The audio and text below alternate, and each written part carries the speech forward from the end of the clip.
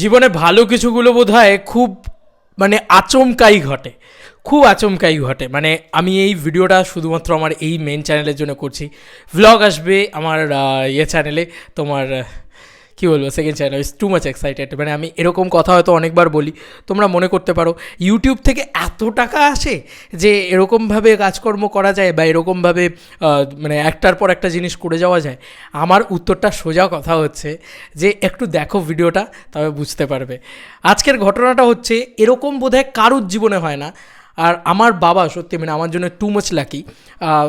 অনেক দিন ধরে প্ল্যানিং ছিল, ভাবনা চিন্তা ছিল, কিন্তু সত্যি কথা বলছি মানে এটা হয়ে যাবে আমি ভাবতে পারিনি। তো ইউটিউবের টাকায় 2.5 লাখ টাকার বাইক না, সম্ভব না।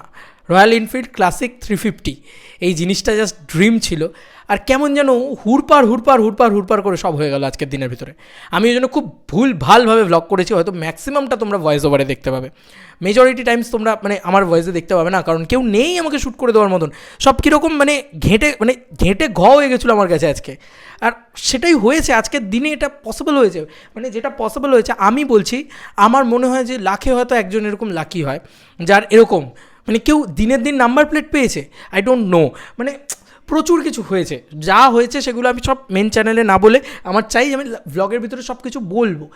কিন্তু বিশ্বাস করো এই যে অ্যামাউন্ট, এই যে এত টাকা, বিশ্বাস করো এত টাকা ক্যাশ দিয়ে কিনে নিয়ে এই গাড়িটা কিনেছি ইএমআইতে।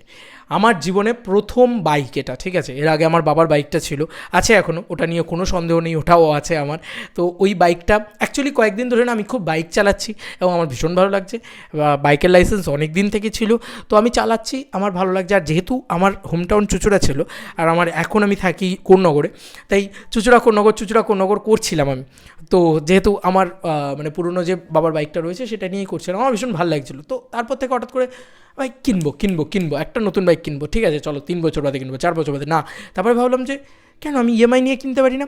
তারপরে ইএমআইয়ের প্ল্যানিং যখন দেখা শুরু করলাম তখন ঠিক আছে চলো এরকম হতে পারে এইগুলো প্ল্যান করছিলাম। তো যাই হোক, আজকে মানে একটা ব্লাস্ট ঘটে গেছে আমার সাথে এবং এমন জিনিস কিনেছি, নিউ ক্লাসিক 350, যেটাতে গিয়ার শিফট ইন্ডিকেটার থেকে শুরু করে মানে এলইডি লাইট থেকে শুরু করে সব কিছু রয়েছে। মানে একটু অন্যরকম স্টাইল এবং কালারটা কপাল আমার, মানে এটা আমার কপাল। মানে এক পিসই ছিল আর ওই কালারটা অ্যাভেলেবেল ছিল আর হঠাৎ করে পেয়ে গেলাম। মানে আজ অবধি এই কালারটা বোধহয় ফর দ্য ফার্স্ট টাইম, যেটা কলকাতার ফার্স্ট কালার হতে চলেছে। মানে এই কালারটা এখন অবধি বিক্রি হয়নি, কোনো বুকিং নেই। 1 তারিখে লঞ্চ করেছে এই গাড়িটা, মানে 1 সেপ্টেম্বর। আর এই গাড়িটা আমি আজকে 7 বা 8 তারিখ, এক্স্যাক্ট তারিখটা তো আমারও মনে নেই এক্সাইটমেন্টে। যাই হোক 7 তারিখ, আজকে 7 তারিখে আমি গাড়িটা নিয়ে নিলাম।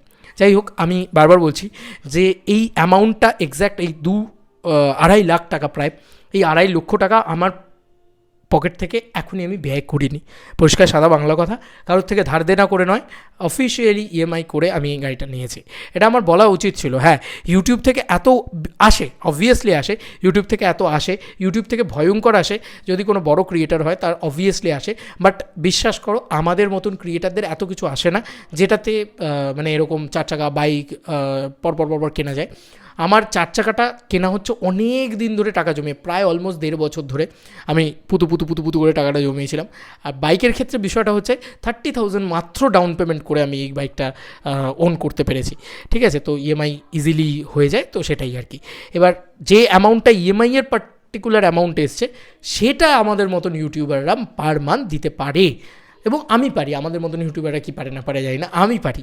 তবে স্বপ্ন দেখো, আমি সত্যি কথা বলছি, আজকে যখন বেরিয়েছিলাম আমি জাস্ট 1-2 জিনিস শেয়ার করে এই ভিডিওটা এন্ড করবো, কারণ এই ভিডিওটাকে বড় করতে চাই না, মানে একদম নন এডিটেড ভিডিও। এরপরে ব্লগটা হয়তো আমি নিয়ে আসবো।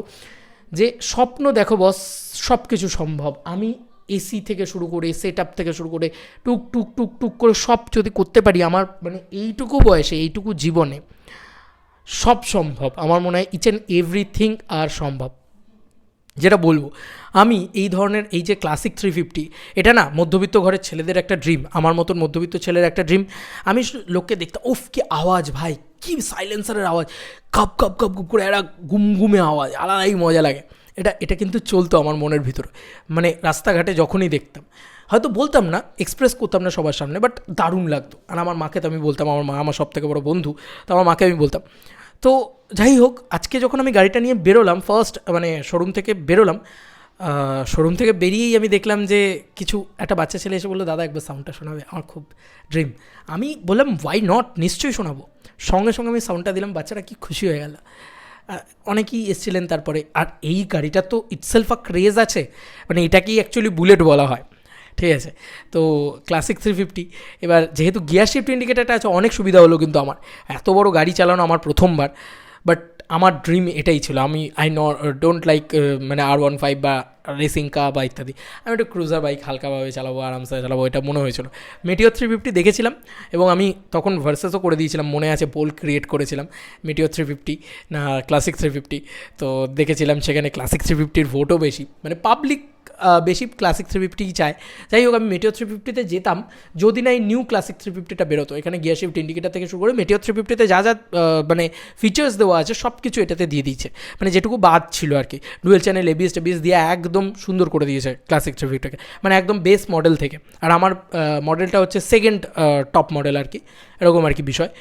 তো যাই হোক, খুবই একটা অন্যরকম গল্প, অন্যরকম জার্নি। এটার জন্যই আজকে সারাদিন কম ভিডিও এসছে।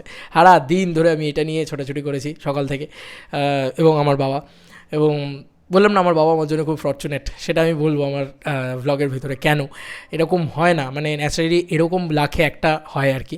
তো যাই হোক, গাড়িটা ওন করে নেবো এটা বোধহয় আমার জিগরি দোস্ত, ও আমাকে ফোন করেছে, ও হয়তো জানতো না, মানে একদম করে কিনে নেবো এরকম। যাই হোক, তো ফর্চুনেট আমি। এবং কী বলবো, আর কিছু বলার নেই। হ্যাঁ, এটাই বলার ছিল যে প্রতিটা মানুষ এগিয়ে আসছে গাড়িটা দেখে, একবার আওয়াজটা শুনতে চাইছে, কী এমআই হয়েছে, কীরকম হয়েছে, কীরকম দাম নিয়েছে, ইত্যাদি ইত্যাদি প্রশ্ন করছে গাড়িটা সম্পর্কে। এটা বোধহয় আমার জীবনে প্রথমবার, এটা আমার খুব ভালো লেগেছে। আর রোড প্রেজেন্স ভাই চালিয়ে আমার শুধু একটাই কথা মনে হচ্ছিলো, আমার কাছে কেন গোপ্রো মাউন্ট নেই, আমার কাছে কেন মানে আমি কেন মোটো ভ্লগার নয়। আমি হয়তো কোনো বড় মোটো ভ্লগার না, moto vlogging it's too much expensive একটা পেশা, যেটা থেকে হয়তো টাকাও রিকভার সেভাবে হয় না। আমার মানে ড্রিম ওয়ার্ক বলো বা বাকি সমস্ত, এদেরকে দেখি খুব ভাল লাগে। বাট আমি জাস্ট ককপিটটা দেখছিলাম গাড়ির নিজের মাঝে মাঝে, ও মাই গড কী ভাল লাগছে দেখতে, মানে ইটস মানে টু মাচ মানে বিগ অ্যান্ড মানে দারুণ লাগছিলো দেখতে। তো ওভারঅল মানে মোটো ভ্লগিং সেট আপটা যদি সত্যি আমার থাকতো সেই সময়, আমি তোমাদেরকে ওই এক্সাইটমেন্টটা দেখাতাম, পুরো দেখাতাম। যাই হোক, তো তেলও দেয় একটা পার্টিকুলার পেট্রোল পাম্প থেকে যতটুকু দেওয়া ততটুকু দেয়, পেট্রোল পাম্প বলছি, সরি কী বলছি, শোরুম থেকে দেয় মোটামুটি 3-4 লিটার মতন তেল দেয়। তা আমি ফুল ট্যাঙ্ক করিয়ে নিলাম গাড়িটাকে একদম ফুল। তো এগুলো দেখাতে চেয়েছিলাম, হয়তো পারবো না, আমি এরকম অনেক কিছু দেখাতে চেয়েছিলাম, অনেক কোনো ইমোশন দেখাতে চেয়েছিলাম, বা আমি চেয়েছিলাম যে আমার গাড়িটা ওই রকমভাবে ওই চাদর ফাদর টেনে তোলা হোক, ঠিক আছে, আমার এরকম মানে একটা চিকচিকি ফাটবে, ঠিক আছে, এসব ইয়ে হবে, সবাই মিলে চিৎকার করবে, আমার গাড়িটা এরকমভাবে আসবে, শোরুম ভেঙে বেরোবে। বাট কিছু সম্ভব হয়নি, বিশ্বাস করো, গাড়িটা এত তাড়াতাড়ি ডেলিভারি হয়, মানে সেই গল্পটা আছে আমার ওই ব্লগের ভিতরে বলবো। যাই হোক, এটা আমার ছিল ভিডিও। আমি জানি না কখন 3 মিনিটের ভিডিও বানাবো ভেবে 8 মিনিটের বানিয়ে ফেললাম, বক তো বেশি করতে পারি, তা করে ফেললাম। তোমাদের কার কী মতামত জানিও কমেন্ট সেকশনে। Thank you so much to my audience এতটা সাপোর্ট করার জন্য, কারণ ইএমআই নিয়েছি বস এই প্রথমবার, এবার সাপোর্ট আরও বেশি চাই। থ্যাংক ইউ সো মাচ, এভাবেই পাশে থেকো। আর ছোটো ছোটো করে আমি আমার স্বপ্নগুলো যদি পূরণ করতে পারি, তুমিও তোমার স্বপ্ন পূরণ করতে পারবে বস। শুধু স্বপ্নগুলো দেখো আর জেগে স্বপ্ন দেখো আর সত্যি করার চেষ্টা করে যাও। Love you. আমি কোনো জ্ঞান দিচ্ছি না, জাস্ট মানে ছোটো ভাই হিসেবে একটা জাস্ট তোমাদের কাছে ভালোবাসার মুহূর্ত তৈরি করার চেষ্টা করছি। Bye bye.